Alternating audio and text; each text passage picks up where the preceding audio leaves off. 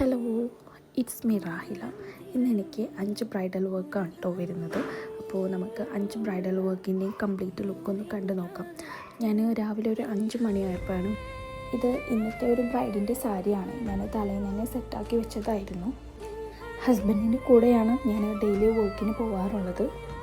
അങ്ങനെ ഞാൻ ഫസ്റ്റ് ബ്രൈഡിൻ്റെ ലൊക്കേഷനിൽ എത്തിയിട്ടുണ്ടായിരുന്നു.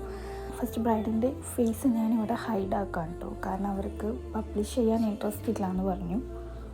സെക്കൻഡ് ബ്രൈഡ് അഫ്നക്ക് ഞാനൊരു ഹിജാബി ലുക്കായിരുന്നു ചെയ്തുകൊണ്ടായിരുന്നത്. ഫസ്റ്റ് ബ്രൈഡിൻ്റെ ലൊക്കേഷൻ്റെ അടുത്ത് തന്നെ ആയിരുന്നു കേട്ടോ അഫ്നൻ്റെ വീടും വന്നിരുന്നത്. ഒരു 10 മണിയാകുമ്പോഴേക്കും ഞാൻ അഫ്നനെ ഫിനിഷ് ആക്കിയിരുന്നു.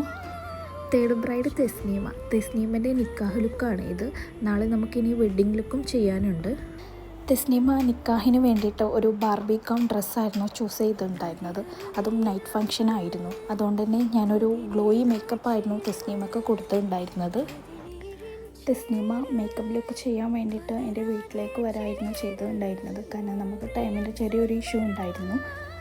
നെക്സ്റ്റ് ബ്രൈഡ് ഋഷയ്ക്ക് നമ്മളൊരു ഹിജാബി ലുക്കായിരുന്നു ചെയ്തിട്ടുണ്ടായിരുന്നത്.